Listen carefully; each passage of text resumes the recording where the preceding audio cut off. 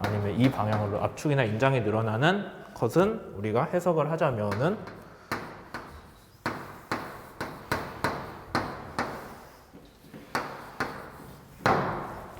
이런 식으로 나오더라 라는 거고,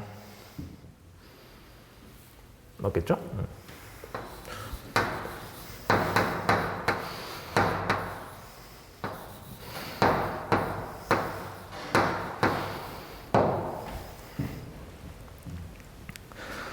이런 식으로 나오게 됩니다. 근데 지금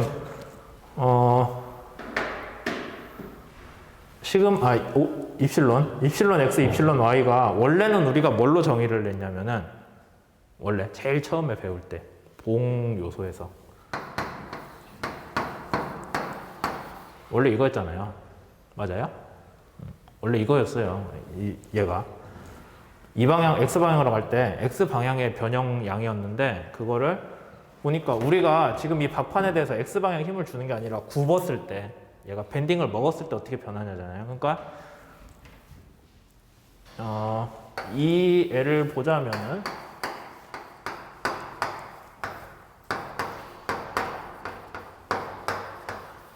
이렇게 나오는 거겠죠? 맞아요?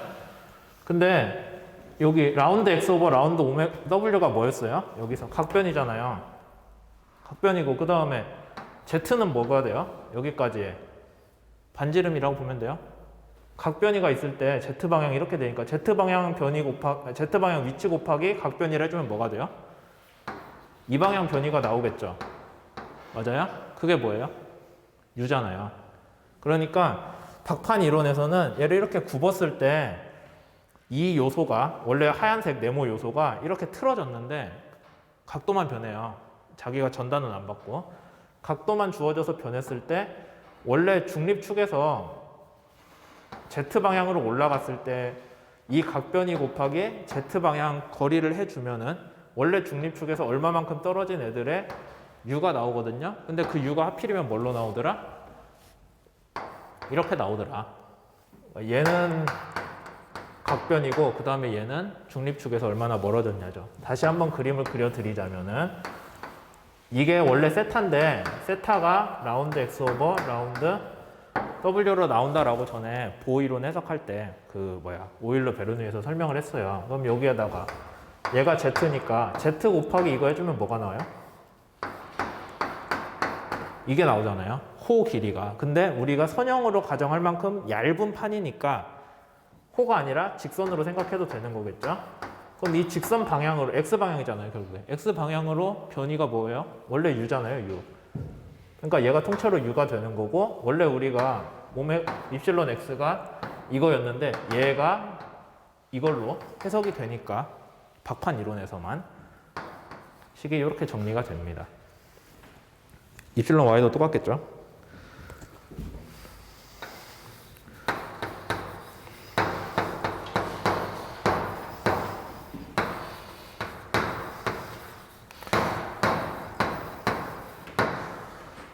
감마 xy는 우리가 앞에서 이 변형이 0이라는 거는 z방향에 대한 각변이가 0이라는 거고 이 xz 아니면 yz 평면상에서 얘가 안 변한다는 거고 xy상의 각변이는 뭐예요? xy 평면상에 아까 요거 했을 때 제가 이렇게 잡아 돌리는 비트는 그렇죠?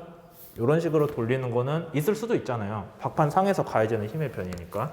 근데 걔는 이런 식으로 식이 나온다라는 건데 얘를 구하시려면은 요거는 이제 앞에 2가 붙어 있잖아요. 그게 앞에서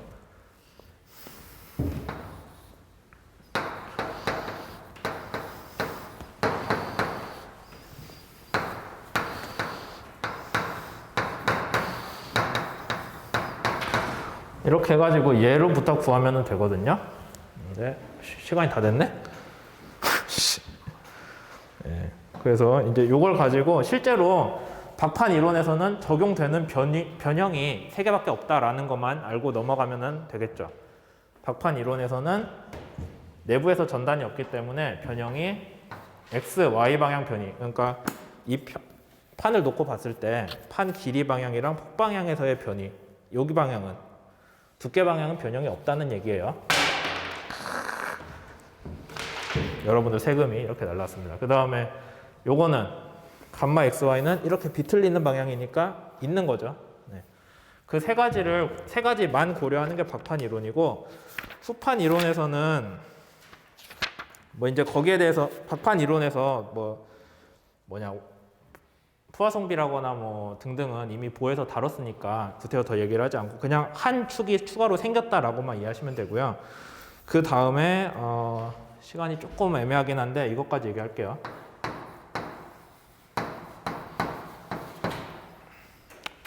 후판 제일 마지막에 지지 조건인데,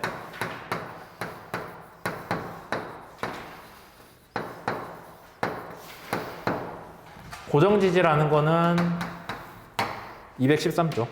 고정지지라는 거는 여러분들이 판이 있을 때 그 판에 힘이 가해졌을 때 어떤 특정한 점이 수직 방향 변이가 0이 되게끔 잡아주는 게 고정지지예요. 근데 얘만 변이가 0이라고 했을 때 힘을 주면 얘는 변이가 0이긴 한데 밑으로 뽁 하고 꺾일 수 있잖아요. 거기에 대응해서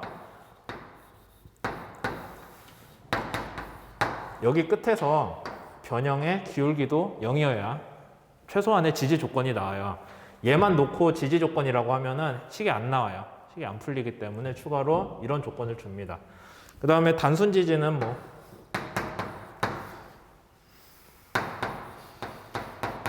단순 지지가 뭐예요? 요거 했을 때 이렇게 힘 줘갖고 그냥 버티는 거잖아요. 판이랑 보랑 똑같아요. 그렇게 했을 때 mx가 우리가 뭐라고 했어요? 여기서 mx가 아니라 n이라고 돼 있네. n이라는 게 판의 수직인 방향이거든요. 수직인 방향에 대한 모멘트가, 여기 n이라고 했을 때 우리가 어떻게 해석해야 돼요?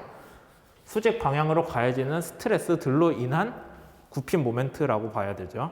그게 이제 0이다 라는 거. 그 다음에 자유 조건은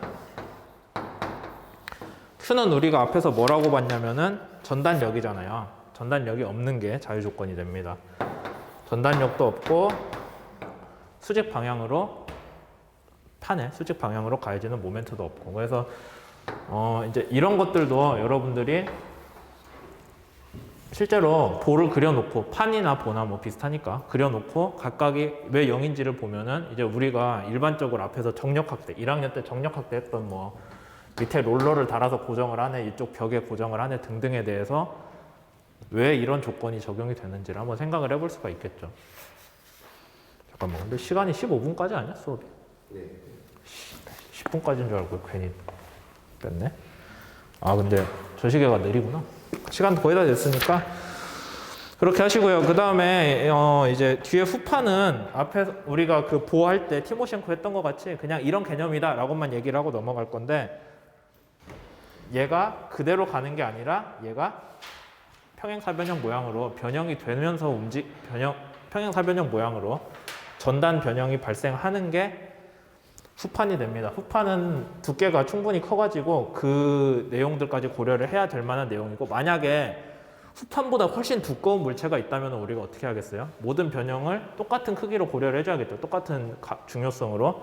그게 7장에서 배우는 3차원 물체에 대한 변형인데, 뭐 어차피 그거는 이 수학적인 내용이 중요한 게 아니라 여러분들이 어차피 NCS에서 해석을 하고 있잖아요. 그러니까 그냥 중요하지 않게 생각을 하고 이렇게까지 하는구나 라고만 알고 넘어가시면 되겠습니다. 뭐 그런 것들이 있고요. 예. 더 얘기할 게 없네. 그러면 그렇게 됐고, 다음 시간은 8장 실습까지 지금 나갈 거고요.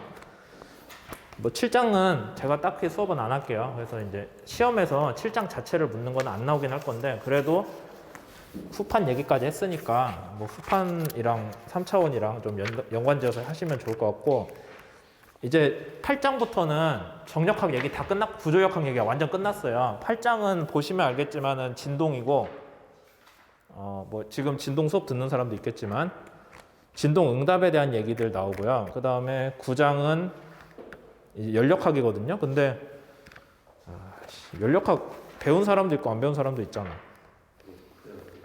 하하, 뭐 그래도 중요한 얘기는 하겠습니다. 연력학에서 중요한 거는 온도가 상태함수고요. 여기서는 뭐가 상태함수였어요?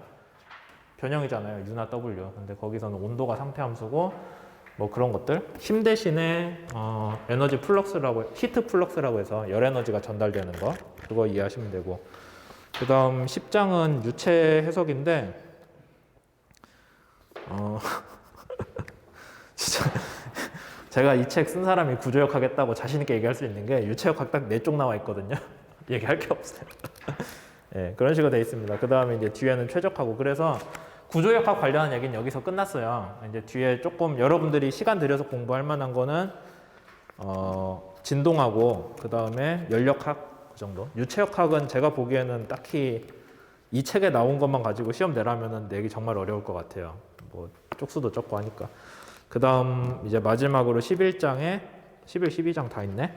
11장은 최적화라고 해서 이걸 뭐 구태여 가르칠 필요는 없긴 한데 그냥 이런 게 있다라고 설명하고 넘어갈 거고요. 마지막으로 12장은 피로 해석이거든요.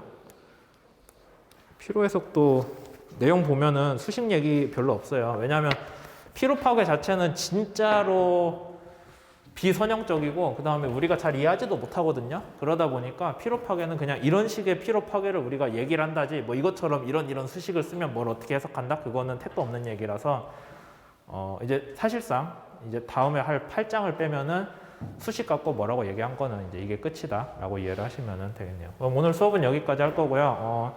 수요일 날에 그 실습 8장 나갈 거고 숙제랑, 그 다음에 다음 주 월요일 날에 8장 수업을 하면서 강의 다시 할게요.